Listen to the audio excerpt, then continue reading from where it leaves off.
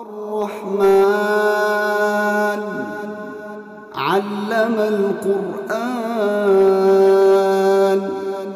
خلق الإنسان صلی اللہ تعالیٰ علیہ وسلم۔ آج کا ہمارا جو ٹاپک ہے وہ 6 آیتوں پر مشتمل ماہ صیام یعنی رمضان کے متعلق ہے، اور انشاءاللہ تعالیٰ اس سے اگلی رکوع میں جو اسٹارٹنگ ہوگی قتل و قتال کا جو معاملہ، اس پر بھی انشاءاللہ آج ٹچ کرنے کی کوشش کروں گا۔ لیکن سب سے پہلے میں یہ چاہوں گا کہ پچھلے ہفتہ ہم نے جو پڑھا تھا، پچھلے ہفتہ ہم نے جو مطالعہ کیا تھا، اس کو ایک مرتبہ پھر سے ریپیٹ کر دیا جائے تاکہ واقعات کو ترتیب کے ساتھ سمجھنے میں آسانی ہو۔ تو وقت کو ضائع نہ کرتے ہوئے پروگرام کے سٹارٹنگ کرتے ہیں۔ آیت نمبر 177 ہے سورۃ البقرہ کی۔ کلام مقدس میں ارشاد فرمایا جا رہا ہے لیس البر ان تولوا وجوہکم قبل المشرق والمغرب، کہ ساری اچھائی مشرق اور مغرب کی طرف منہ کرنے میں ہی نہیں ہے،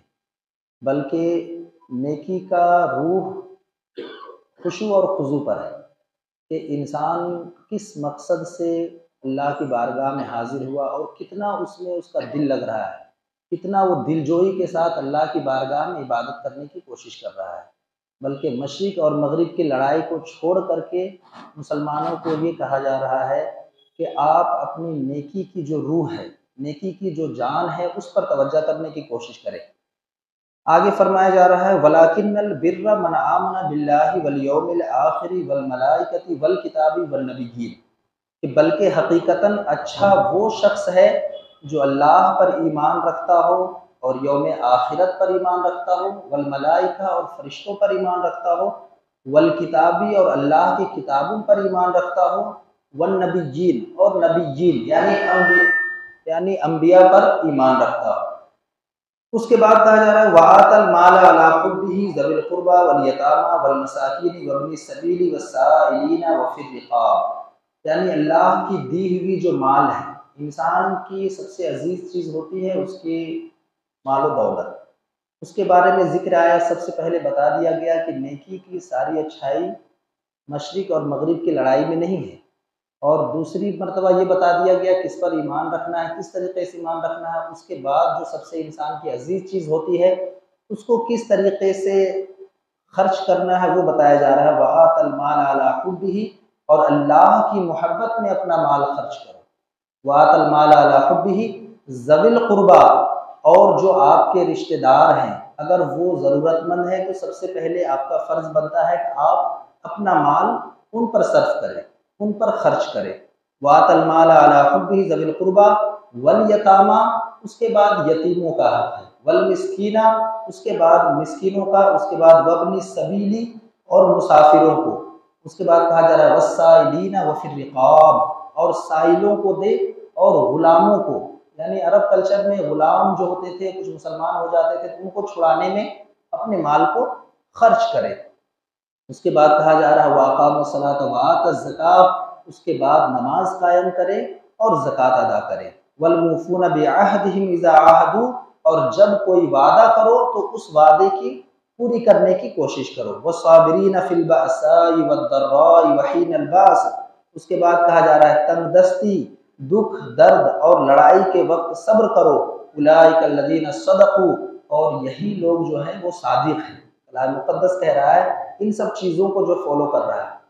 یعنی جو 6-7 چیزوں کا ذکر ہوا، اس کے بعد کہا جا رہا ہے اولئک الذین صدقوا،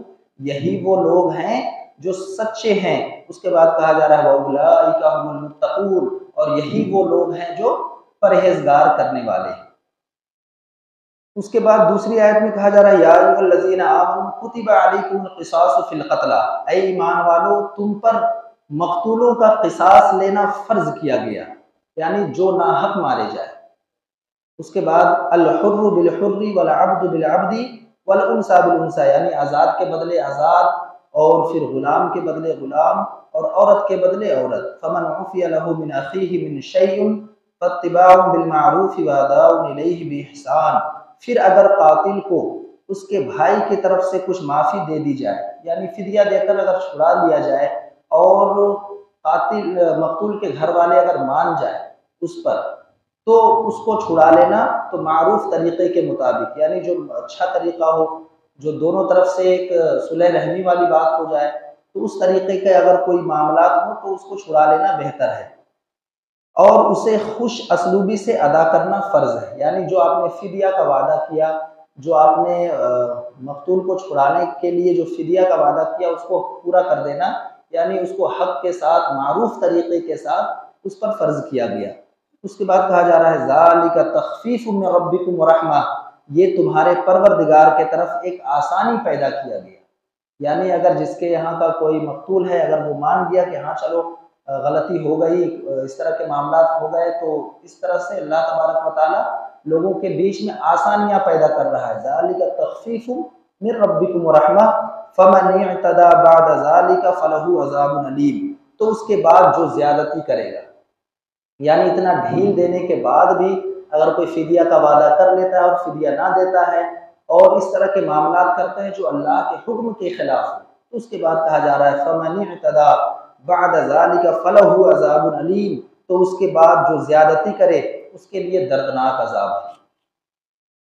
اس کے بعد دیکھتے ہیں سورہ بقرہ کی آیت نمبر 179،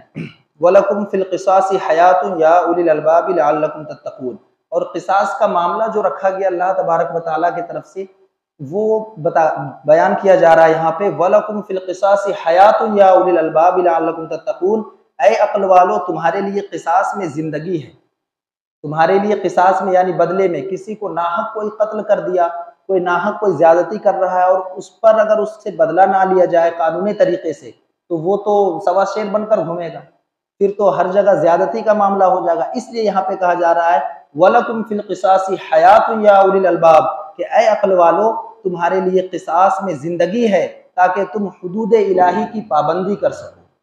یعنی کہ تم پر کوئی زیادتی نہ کر سکے۔ اللہ تبارک و تعالیٰ کی طرف سے جو قوانین بنائے گئے ہیں وہ سب انسانوں کے لیے برابر ہے۔ اگر تمہارے کو کوئی ایک تھپڑ مارتا ہے، تمہیں بھی اسے ایک تھپڑ مارنا ضروری ہے۔ ابھی اس کا بدلہ نہیں لوگے، کل جا کے پھر کسی اور کو 2 تھپڑ مارے۔ اس لیے اگر تم نے معاف کر دیا صلح رحمی کے ساتھ تو وہ الگ بات ہے، لیکن اگر اس ناحق کو دبانا ہے، وہاں پر سوسائٹی میں ایک انصاف طریقے سے چلنا ہے، تو اللہ کا یہ قانون ہے اور اس کو عمل کرنا ہمارے اوپر فرض ہے۔ اس کے بعد کہا جا رہا ہے کتب علیکم اذا حضر احدکم الموت ترک خیرا، تم پر فرض کیا گیا کہ اگر تم میں سے کوئی مرنے لگے اور مال چھوڑ کر جاتا ہو تو الوصیۃ للوالدین والاقربین بالمعروف، تو اپنے ماں باپ اور قرابت داروں کے لیے اچھائی کے ساتھ وصیت کر جائے۔ حقاً علی المتقین، یہ متقی لوگوں کے ذمے ایک لازمی حق ہے، یعنی کہ جو انسان جب سب کی موت تو ہونی ہے، لیکن موت سے پہلے کا ایک اچھا طریقہ ہے کہ جو بھی وراثت میں چھوڑ جائے، جو بھی پراپرٹی ہو اس کا بٹوارا کر جائے، یا پھر وصیت کر جائے کہ فلانے کو اتنا، فلانے کو اتنا، فلانے کو اتنا، جو بھی ہو اسلامی طریقے سے۔ اس کے بعد اگلی آیت میں کہا جا رہا ہے فَمَن بَدَّلَهُ بَعْدَ مَا سَمِعَهُ فَإِنَّمَا إِثْمُهُ عَلَى الَّذِينَ يُبَدِّلُونَ، اب جو شخص اسے سننے کے بعد بدل دے، وصیت سننے کے بعد بدل دے، اس کا گناہ بدلنے والے پر ہی ہوگا۔ یعنی کہ وصیت کے وقت جو لوگ تھے موجود، انہوں نے اپنے میں صلاح مشورہ کر لیا کہ فلانے کو یہ بات نہیں بتانی ہے اور وصیت کی تبدیلی کر دی گئی، تو کلام مقدس کہہ رہا ہے یہ سب جو ہے سننے والے پر ہی عذاب ہوگا۔ اور آگے کہا جا رہا ہے ان اللہ سمیع علیم، بے شک اللہ سننے والا اور جاننے والا ہے۔ اللہ کی بارگاہ میں کہاں چھپو گے؟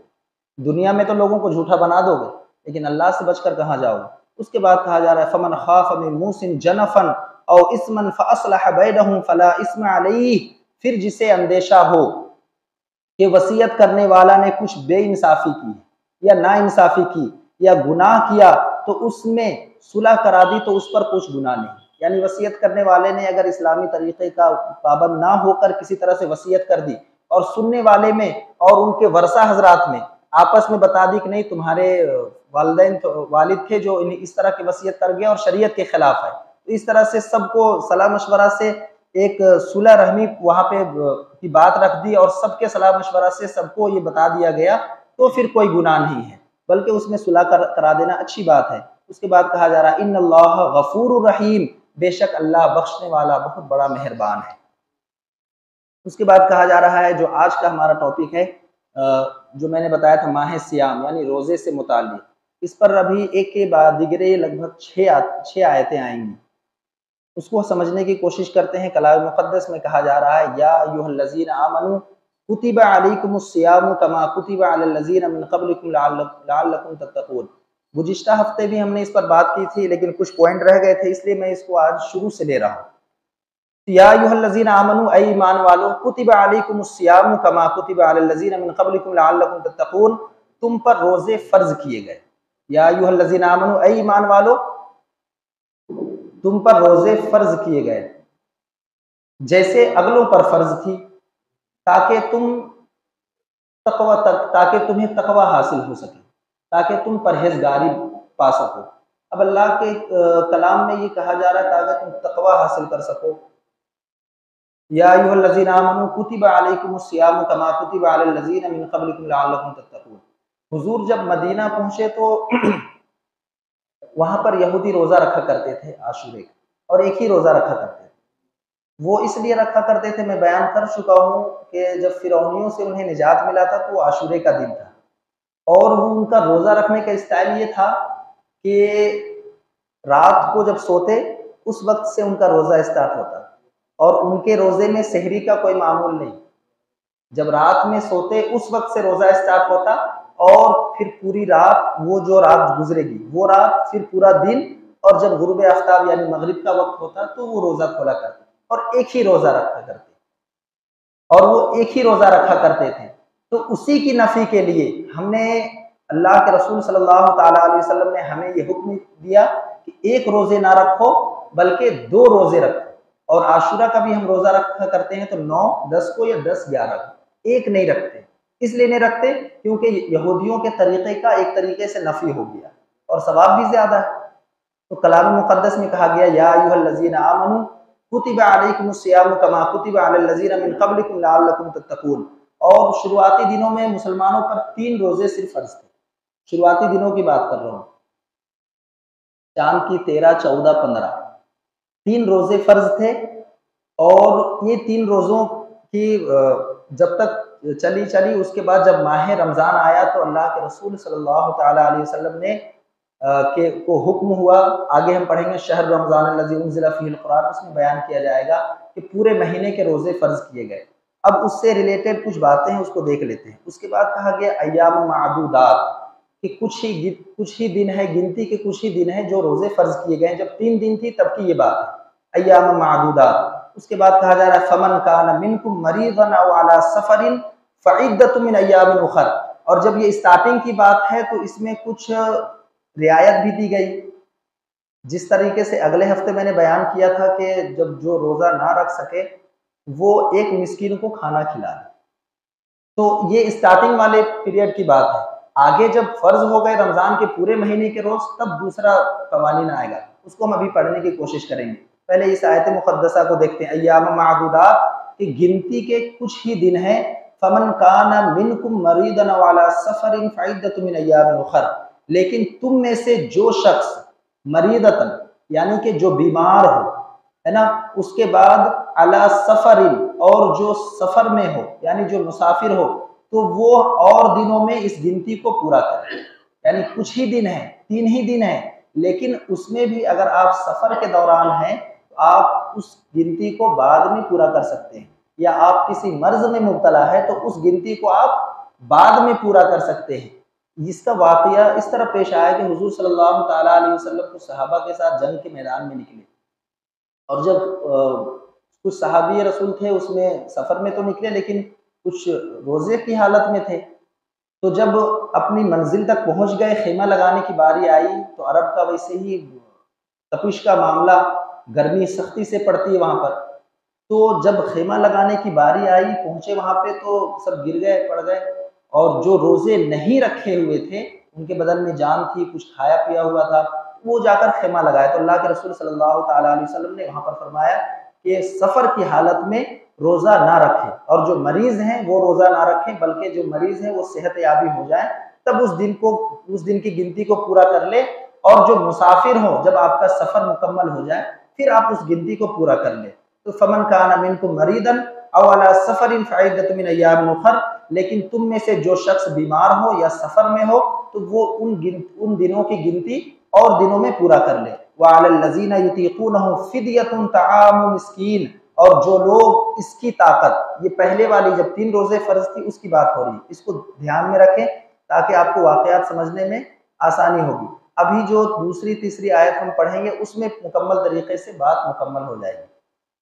اور جو لوگ اس کی طاقت نہیں رکھتے ہو، یعنی کہ جب عادت لگایا جا رہا ہے یہ روزے رکھنے کی، یہودیوں میں کیا تھا؟ صرف 1 روزہ رکھنا، اب مسلمانوں میں 3 روزے فرض کیے گئے۔ اسی طرح شراب کا معاملہ ہے، ڈائریکٹ شراب کو حرام نہیں قرار دیا گیا، بلکہ دھیرے دھیرے جو اس کے عادی ہو چکے تھے ان کو دھیرے دھیرے اس کو ہٹانے کی کوشش کی گئی، اور لاسٹ میں جا کر کے شراب کو حرام قرار دیا گیا۔ اسی طرح روزے کا معاملہ ہے، وعلی الذین یطیقونہ فدیۃ طعام مسکین، اور جو لوگ اس کی طاقت رکھتے ہوں تو ایک روزے کے بدلے ایک مسکین کو کھانا کھلا کر فدیہ ادا کر دیں روزے کا۔ فمن تطوع خیرا فہو خیر لہ، پھر جو اپنی طرف سے نیکی زیادہ کرنا چاہے وہ مسکینوں کی بھی مدد کرے، غریبوں کی بھی مدد کرے اور روزہ بھی رکھے۔ اور اس کے بعد لاسٹ میں جو مین پوائنٹ والی بات ہے، جو امپورٹنٹ بات ہے وہ کہی جا رہی ہے، وَأَن تَصُومُوا خَيْرٌ لَكُمْ إِن كُنتُمْ تَعْلَمُونَ، لیکن تمہارے لیے بہتر کام روزہ رکھنا ہی ہے اگر تم جانو، اگر تم روزے کے فائدے کو جانو اور اس کو سمجھو تو تمہارے لیے روزہ رکھنا ہی بہتر ہے۔ اس کے بعد کہا جا رہا ہے شہر رمضان الذی انزل فیہ القرآن، رمضان کا مہینہ وہ ہے جس میں قرآن نازل ہوا، شہر رمضان الذی انزل فیہ القرآن۔ اور اس کے بعد کہا گیا کلام مقدس کا جو مین موٹی بات ہے، ہدی للناس، کہ انسانوں کے لیے ہدایت ہے۔ کلام مقدس کا مین مقصد ہے انسانوں کی ہدایت کے لیے، لیکن جو ہدایت کا طالب ہو، جس کو بھوک لگتی ہے نا، کھانا اسی کو اچھا لگتا ہے، پیٹ بھرا ہوا شخص کو اگر آپ اچھے سے اچھے ڈش اس کے آگے رکھ دیں اس کو ذائقہ نہیں دے گا وہ کھانا۔ تو ہدی للناس یعنی جو ہدایت کا طالب ہو، اللہ کا کلام اس کے لیے ہدایت ہے۔ اس کے بعد کہا جا رہا ہے وَبَيِّنَاتٍ مِّنَ الْهُدَى وَالْفُرْقَانِ، اور یہ سراپا ہدایت ہے اور حق و باطل کے درمیان امتیازی فیصلہ کرنے والا ہے، یعنی حق کیا ہے باطل کیا ہے اس کو صاف صاف بتانے والا کلام مقدس ہے۔ اس کے بعد کہا جا رہا ہے فَمَنْ شَهِدَ مِنْكُمُ الشَّهْرَ فَلْيَصُمْ، تو تم میں سے جو کوئی بھی اس مہینے کو پاؤ تو مکمل روزے رکھنے کی کوشش کرو۔ فَمَنْ شَهِدَ مِنْكُمُ الشَّهْرَ فَلْيَصُمْ، تو تم میں سے جو کوئی اس مہینے پائے تو ضرور اس کے روزے رکھو۔ وَمَنْ كَانَ مَرِيضًا أَوْ عَلَى سَفَرٍ فَعِدَّةٌ مِنْ أَيَّامٍ أُخَرَ، وہاں پہ روزہ نہیں رکھنے کے باعث میں ایک مسکین کو کھانا کھلانے کے برابر فدیہ دینے کو کہا گیا، لیکن یہاں پہ روک دیا گیا، یہاں پہ صرف مقیم کو روزہ رکھنے کا حکم دیا گیا، مسافر کو منع کیا گیا اور صرف مریض کو منع کیا گیا، یعنی کہ جو مرض میں مبتلا ہے اور ایسا اندیشہ ہو اس کو کہ ہم اگر روزہ رکھتے ہیں تو ہمارا مرض اور بڑھ جائے گا یا پھر موت تک بھی ہماری حالت پہنچ سکتی ہے، تو وہاں پہ روزہ رکھنے کے لیے منع کیا گیا، اس گنتی کو بعد میں پورا کرے۔ اس کے بعد کہا جا رہا ہے وَمَنْ كَانَ مَرِيضًا أَوْ عَلَى سَفَرٍ فَعِدَّةٌ مِنْ أَيَّامٍ أُخَرَ، ہاں جو بیمار ہو یا مسافر ہو اسے دوسرے دنوں میں اس کی گنتی پوری کرنی چاہیے۔ اس کے بعد کہا جا رہا ہے یرید اللہ بکم اليسر ولا یرید بکم العسر، اللہ تعالیٰ تم پر آسانی چاہتا ہے، یرید اللہ بکم اليسر، اللہ تعالیٰ تو تم پر آسانی چاہتا ہے۔ اب یہ مریضوں کو ڈھیل دینا، سفر میں روزے کو پوسٹ پون کرنا، بڑھانا، بعد میں رکھنا، یہ سب اللہ تبارک و تعالیٰ کی طرف سے ڈھیل ہی تو ہے۔ یرید اللہ بکم اليسر، اللہ تعالیٰ تم پر آسانی چاہتا ہے اور تم پر دشواری نہیں چاہتا۔ یرید اللہ بکم اليسر ولا یرید بکم العسر ولتکملوا العدۃ، اور اس لیے کہ تم گنتی کو پورا کرو، یعنی جو مہینے رمضان بھر کے روزے ہیں، اگر رمضان مہینے میں آپ سفر میں نکلے ہو یا بیمار پڑ گئے تو اس وقت نہیں بلکہ بعد میں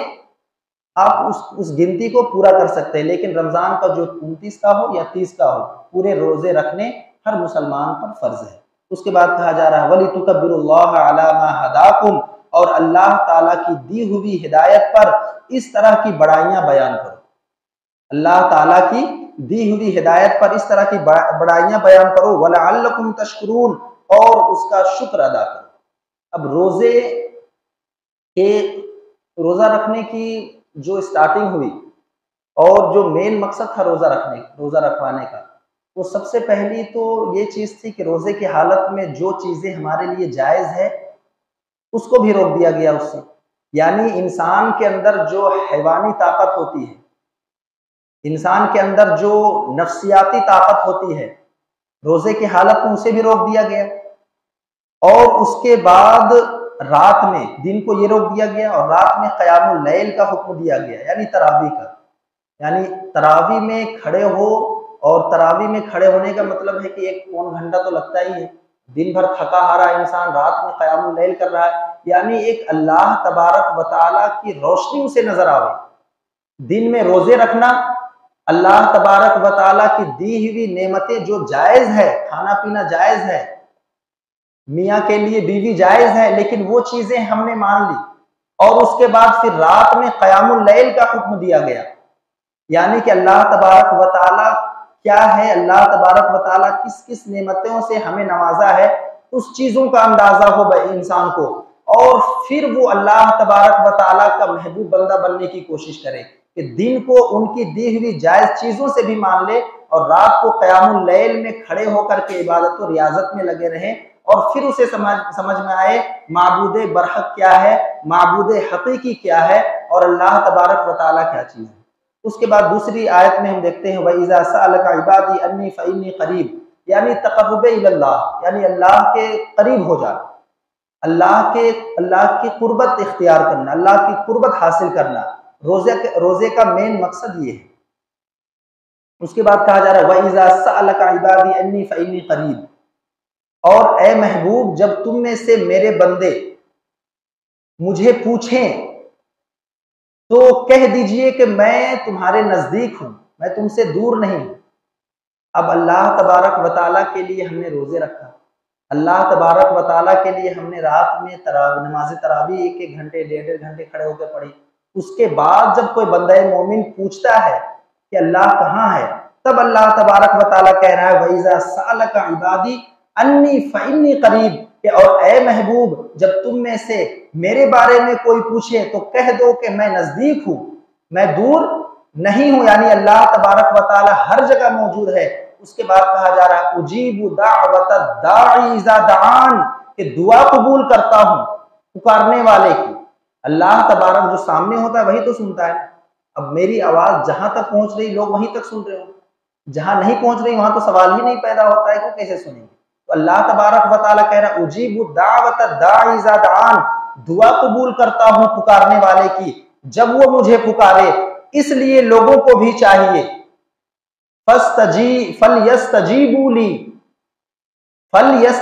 لِي، میرا حکم مانے۔ اب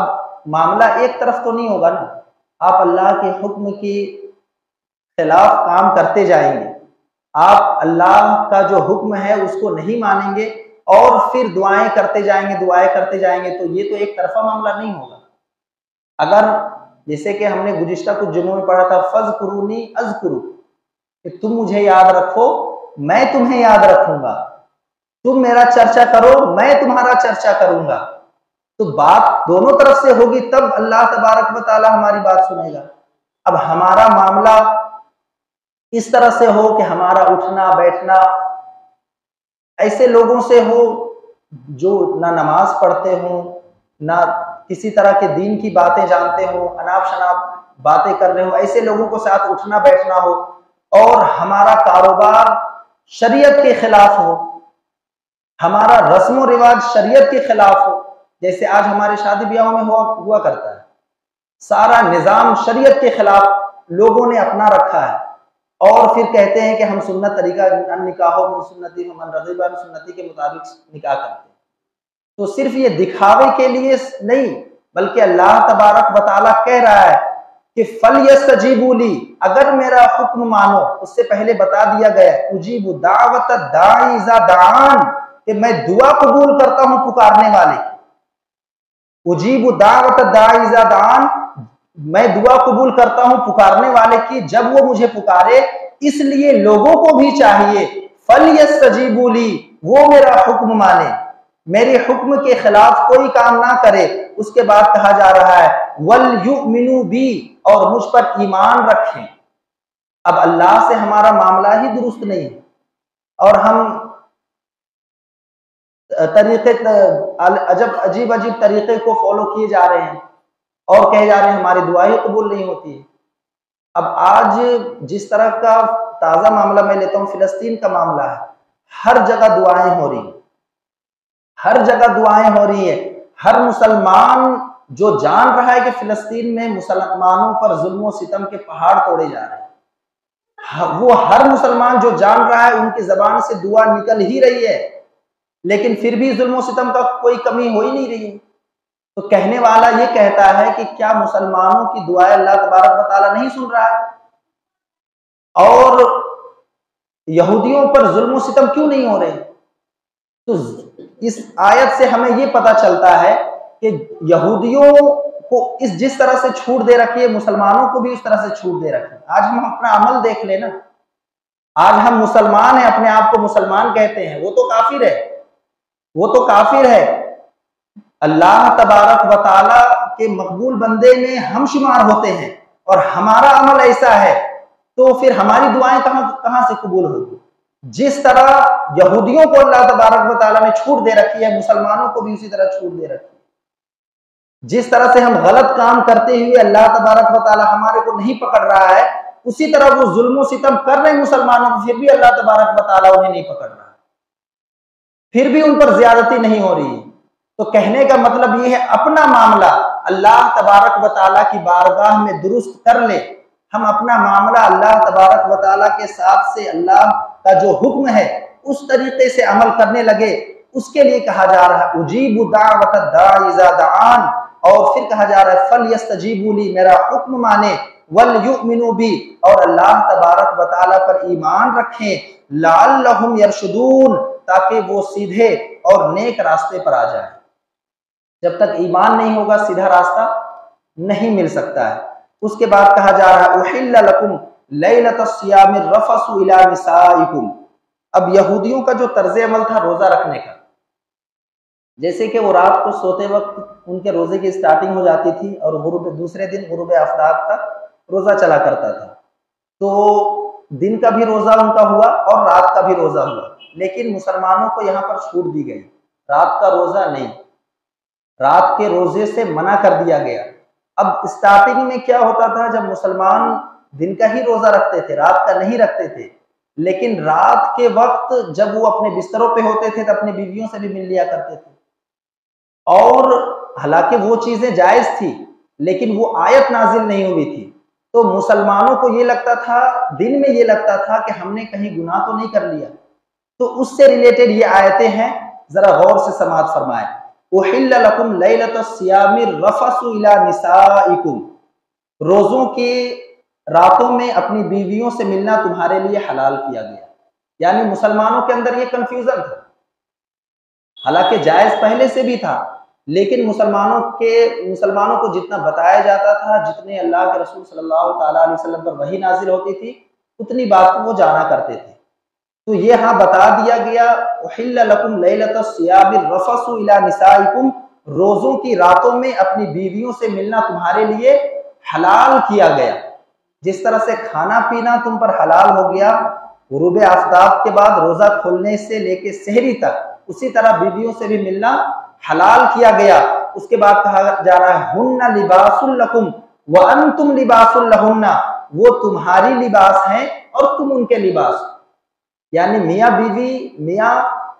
بیوی کا لباس ہے اور بیوی میاں کا لباس ہے۔ اس کے بعد کہا جا رہا ہے علم اللہ انکم تختانون انفسکم فتاب علیکم وعفا عنکم، اللہ نے جانا کہ تم اپنی جانوں کو خیانت میں ڈالتے تھے، یعنی تم یہ سوچتے تھے کہ ہم نے رات کے اندھیری میں کوئی غلط کام کر لیا جو اللہ تبارک و تعالیٰ کی طرف سے جائز نہیں ہے، یعنی بیوی سے مل لیا، وہ جائز تھی، لیکن یہاں پہ بالکل کلیئر کٹ بات کر دی جا رہی ہے علم اللہ انکم کنتم تختانون انفسکم فتاب علیکم وعفا عنکم، اللہ نے جانا کہ تم اپنی جانوں کو خیانت میں ڈالتے تھے تو اس نے تمہارے لیے توبہ قبول کی اور تمہیں معاف کر دیا، وعفا عنکم یعنی کہ تمہیں معاف کر دیا۔ اب مسلمانوں کو یہاں پر بات پتہ چل گئی کہ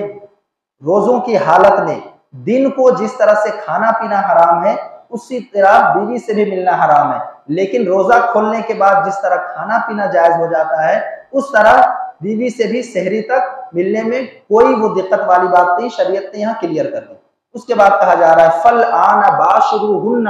وَابْتَغُوا مَا كَتَبَ اللَّهُ لَكُمْ،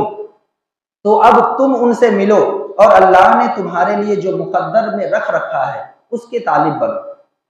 یعنی اپنی بیوی سے ملے اور جو مقدر کر رکھا ہے جو تمہارے نصیب کی اولاد ہے اس کے طالب بنو۔ اس کے بعد کہا جا رہا ہے وَكُلُوا وَاشْرَبُوا حَتَّى يَتَبَيَّنَ لَكُمُ الْخَيْطُ الْأَبْيَضُ مِنَ الْخَيْطِ الْأَسْوَدِ مِنَ الْفَجْرِ۔ اب روزے کھولنے کا جو طریقہ ہے اور کب کھولنا ہے کب سے رکھنا ہے اس کے بارے میں بیان ہو رہا ہے، اس کو بغور سے مت کرنا ہے۔ وَكُلُوا وَاشْرَبُوا ہے نا حَتَّى يَتَبَيَّنَ لَكُمُ الْخَيْطُ الْأَبْيَضُ مِنَ الْخَيْطِ الْأَسْوَدِ مِنَ الْفَجْرِ، اور کھاؤ پیو، وَكُلُوا وَاشْرَبُوا اور کھاؤ پیو، حَتَّى يَتَبَيَّنَ لَكُمْ یہاں تک کہ رات کی سیاہی کی دھاری صبح کی سفیدی کی دھاری سے الگ ہو کر تمہارے لیے ظاہر نہ ہو جائے۔ جب تک تمہارے لیے یعنی کہ فجر سے پہلے کا وقت جو ہوتا ہے وہ سحری کا وقت ختم ہو جاتا ہے، اس وقت ہلکی ہلکی سفیدی آ جاتی تب تک کھانے پینے کا حکم ہے۔ وَكُلُوا وَاشْرَبُوا کھاؤ اور پیو۔ اس کے بعد کہا جا رہا ہے مِنَ الْخَيْطِ الْأَسْوَدِ مِنَ الْفَجْرِ ثُمَّ أَتِمُّوا الصِّيَامَ إِلَى اللَّيْلِ، پھر رات تک روزے کو پورا کرو، رات تک یعنی کہ غروب آفتاب تک۔ غروب آفتاب ہونے کے بعد روزہ کھولنے کا وقت آ جاتا ہے، ہم اذان پڑھتے ہیں اور روزہ کھول لیتے ہیں یعنی وہاں تک۔ اس کے بعد کہا جا رہا ہے وَلَا تُبَاشِرُوهُنَّ وَأَنْتُمْ عَاكِفُونَ فِي الْمَسَاجِدِ، اور عورتوں کو ہاتھ نہ لگاؤ۔ اب کب روکا گیا اس کو بغور سماعت فرمایا، وَلَا تُبَاشِرُوهُنَّ وَلَا تُبَاشِرُوهُنَّ وَأَنْتُمْ عَاكِفُونَ فِي الْمَسَاجِدِ، اور عورتوں کو ہاتھ نہ لگاؤ جب تم مسجدوں میں اعتکاف کے لیے آؤ۔ جب ہم آخری عشرے میں اعتکاف کے لیے آتے ہیں اس وقت منع کیا گیا۔ اعتکاف کی اگر آپ نے نیت کر لی مسجد میں، اس کے بعد جب تک رمضان کا چاند ختم نہیں ہو جاتا یعنی شوال کا چاند نظر نہیں آ جاتا تب تک آپ اپنی بیوی کو ہاتھ نہیں لگا سکتے ہیں۔ وَلَا تُبَاشِرُوهُنَّ وَأَنْتُمْ عَاكِفُونَ فِي الْمَسَاجِدِ تِلْكَ حُدُودُ اللَّهِ فَلَا تَقْرَبُوهَا، یہ اللہ کی حدیں ہیں۔ تِلْكَ حُدُودُ اللَّهِ فَلَا تَقْرَبُوهَا، یہ اللہ کی حدیں ہیں، ان کے پاس نہ جانا، یعنی جو اللہ نے حدود مقرر کر دی اس پر اس کے عمل کے مطابق اپنی زندگی گزارو۔ ذَلِكَ يُبَيِّنُ اللَّهُ آيَاتِهِ، اور اسی طرح اس آیت کا جو اینڈنگ ہے اس کو بغور سماعت فرمائے، اس میں ساری آیت کا نچوڑ ہے۔ اب اس طرح کی باتیں کیوں کہی گئی؟ تاکہ کسی طرح کے مائنڈ میں کوئی دو باتیں نہ چلیں، کیا جائز ہے کیا ناجائز ہے، کیا صحیح ہے کیا غلط ہے۔ كَذَلِكَ يُبَيِّنُ اللَّهُ آيَاتِهِ، اسی طرح اللہ اپنی نشانیاں کھول کھول کر بیان کرتا ہے۔ كَذَلِكَ يُبَيِّنُ اللَّهُ آيَاتِهِ لِلنَّاسِ لَعَلَّهُمْ يَتَّقُونَ، تاکہ لوگ تقوی اختیار کر سکیں، تاکہ لوگ جانیں کہ بچنا کن چیزوں سے ہے اور کن چیزوں پر عمل کرنا ہے، تاکہ لوگ متقی ہو سکے۔ اس کے بعد کہا جا رہا ہے وَلَا تَأْكُلُوا أَمْوَالَكُمْ بَيْنَكُمْ بِالْبَاطِلِ، یہ چھٹی آیت ہے لگاتار جو ماہ سیام سے ریلیٹڈ ہے، اور سورہ بقرہ میں لگ بھگ یہ 6 آیتوں پر مشتمل روزے کے بارے میں احکام بیان کیے گئے ہیں۔ اب یہاں پہ روزے سے تقوی حاصل ہو گیا جو ہم نے پڑھ لیا، یا ایھا الذین آمنوا کتب علیکم الصیام کما کتب علی الذین من قبلکم لعلکم تتقون، تاکہ تم متقی بن جاؤ۔ روزے کا مین موٹیو کیا ہے؟ تقوی حاصل کرنا۔ اب تقوی اگر ہے یعنی تقوی یعنی نماز روزہ حج زکوٰۃ یہ سب چیزیں ہیں، لیکن اس سے بڑھ کر ایک چیزیں دیکھی جائے آج جو لوگ کیا کرتے ہیں، بہت بڑے نمازی ہیں، بہت بڑے حاجی ہیں، بہت زکوٰۃ دینے والے ہیں، لیکن مین چیزیں کیا ہے؟ لوگ عقل حلال یعنی حلال رزق کمانا، آج کے دور میں اس چیز سے جو بچ گیا اصل تقوی والا وہ ہے۔ اسی کے بارے میں اگلی آیت کہہ رہی وَلَا تَأْكُلُوا أَمْوَالَكُمْ بَيْنَكُمْ بِالْبَاطِلِ، وَلَا تَأْكُلُوا أَمْوَالَكُمْ بَيْنَكُمْ بِالْبَاطِلِ، اور آپس میں ایک دوسرے کا مال ناحق نہ کھاؤ۔ ان چیزوں سے بچنا۔ بہت بڑے نمازی ہیں، بہت بڑے روزے دار ہیں، بہت مرتبہ حج کر چکے ہیں، اگر اس چیز سے آپ کے دامن میں اگر داغ لگا ہوا ہے، وَلَا تَأْكُلُوا أَمْوَالَكُمْ بَيْنَكُمْ بِالْبَاطِلِ، اگر کسی کا 1 روپیہ بھی آپ کے سر پر ہے تو کلام مقدس کیا کہہ رہا ہے؟ وَتَدْلُوا بِهَا إِلَى الْحُكَّامِ لِتَأْكُلُوا فَرِيقًا مِنْ أَمْوَالِ النَّاسِ بِالْإِثْمِ، اور نہ حاکموں کو، سب سے پہلے تو یہاں کہا گیا اور آپس میں ایک دوسرے کا مال ناحق نہ کھاؤ، اس کے بعد کہا جا رہا ہے وَتَدْلُوا بِهَا إِلَى الْحُكَّامِ لِتَأْكُلُوا فَرِيقًا مِنْ أَمْوَالِ النَّاسِ بِالْإِثْمِ، اور دوسرا جو طریقہ ہے لوگوں کو پریشان کرنے کا طریقہ، لوگوں کو پریشان کرنے کا دوسرا طریقہ ہے، اگر اپنے سے نہیں ہو پایا، کوئی قانونی کارروائی ہو رہی ہے تو پولیس اسٹیشن میں گئے یا پھر کورٹ میں گئے اور کسی کو رشوت دے دی، اور اس کا جو طریقہ ہے وہ اپنے طریقے سے اس پر زیادتی کر رہا ہے، اس پر بھی یہاں روک لگایا گیا اور کہا گیا وَتَدْلُوا بِهَا إِلَى الْحُكَّامِ لِتَأْكُلُوا فَرِيقًا مِنْ أَمْوَالِ النَّاسِ بِالْإِثْمِ، اور نہ حاکموں کو رشوت پہنچاؤ، اور نہ حاکموں کو رشوت پہنچا کر کسی کا کچھ مال ظلم و ستم سے اپنا کر لیا کر، یعنی کسی طرح کی کوئی بات ہوئی، آپ نے کوئی پوسٹ پر بیٹھا ہوا انسان ہے اس کو رشوت دے دیا اور پھر اس کو ظلم و ستم کر کے ناحق وہ مال اپنے طرف کرنے کی کوشش کرے، اس کے بارے میں کہا جا رہا ہے، اس کے بعد کہا جا رہا ہے وَأَنْتُمْ تَعْلَمُونَ، حالانکہ سچ کیا ہے وہ تم جانتے، تم کس طریقے سے اپنے کام کو نکالنے کی کوشش کر رہے ہو، وہ کرنے والا جان رہا ہے کہ ہم کس طریقے کو اپنا کر کے اس کام کو انجام دینے کی کوشش کر رہے ہیں۔ اس کے بعد کہا جا رہا ہے اسی آیت میں یسألونک عن الاہلہ، لوگ آپ سے چاند کے بارے میں سوال کرتے ہیں، لوگ آپ سے چاند کے بارے میں، یعنی حضور صلی اللہ تعالی علیہ وسلم سے کہا جا رہا ہے لوگ آپ سے چاند کے بارے میں سوال کرتے ہیں، یسألونک عن الاہلہ، اس کے بعد کہا جا رہا ہے قل ہی مواقیت للناس والحج، تو اے محبوب فرما دیجئے، آپ کہہ دیجئے کہ یہ لوگوں کے وقتوں کا اور حج کے موسم کے لیے ہے، یعنی چاند جب فرسٹ ڈے آتا ہے، چاند کا ایک تاریخ ہوتی ہے، بالکل باریک سا ہوتا ہے، ایک ویک آتے آتے وہ آدھا ہو جاتا ہے، جب دوسرا ویک ہوتا ہے، دوسرا ویک مکمل ہوتا ہے، چاند کی گولائی پوری نمودار ہو جاتی ہے، پھر دھیرے دھیرے دھیرے کم ہوتے ہوتے اس طرح سے ایک طرح سے پہلے کے لوگوں کے لیے یہ کیلنڈر کے روپ اختیار کر لیا تھا، اور اسی کے مطابق لوگ دن کا اور مہینے کا پتہ لگایا کرتے تھے۔ تو قل ہی مواقیت للناس والحج، اس کے بعد کہا جا رہا ہے وَلَيْسَ الْبِرُّ بِأَن تَأْتُوا الْبُيُوتَ مِنْ ظُهُورِهَا وَلَكِنَّ الْبِرَّ مَنِ اتَّقَىٰ، اور یہ کوئی اچھی بات نہیں کہ تم گھروں میں پیچھے کے طرف سے داخل ہو، گھروں میں پیچھے کے طرف سے داخل ہو، تو مراد یہ ہے کہ مکے کے لوگ جب احرام باندھ کر کے، حج تو پہلے بھی ہوتا تھا، حضور صلی اللہ تعالیٰ علیہ وسلم کے آنے سے پہلے بھی الگ الگ طریقے سے لوگ حج کیا کرتے تھے، لیکن حج تو ہوا کرتا تھا، لیکن ان کا مائنڈ سیٹ ایسا تھا کہ ایک بار احرام باندھ کر کے آپ اپنے گھر سے نکل گئے تو دوبارہ جو ہے اپنا مین جو دروازہ ہے اس سے داخل نہیں ہو سکتے، تو وہ کیا کرتے تھے، کلام مقدس یہاں بیان کر رہا ہے وَلَيْسَ الْبِرُّ بِأَن تَأْتُوا الْبُيُوتَ مِنْ أَبْوَابِهَا البُّيُوتِ مِنْ ظُهُورِهَا وَلَكِنَّ الْبِرَّ مَنِ اتَّقَىٰ، اور یہ کوئی اچھی بات نہیں کہ تم گھروں میں پیچھے کے طرف سے داخل ہو، بلکہ نیکی تو اس میں ہے کہ اللہ کی ناراضگی سے بچو۔ مشرکوں کا یہ کام تھا کہ جب وہ کرتے تھے اس طرح سے تو وہ کیا کرتے تھے، مین دروازے سے نہیں جا کر پیچھے کے دیوار سے یا پیچھے کے دروازے سے گھر میں داخل ہوا کرتے تھے، تو کلام مقدس اس کو منع کر رہا ہے اور یہ کہہ رہا ہے بلکہ اس نیکی والا کام نہیں ہے، بلکہ نیکی کا کام وہ ہے جو اللہ کی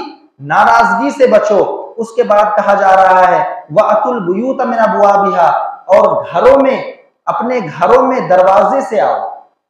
یہ کوئی طریقہ نہیں کہ پیچھے کے راستے سے تم آ جاؤ، گھروں میں آؤ تو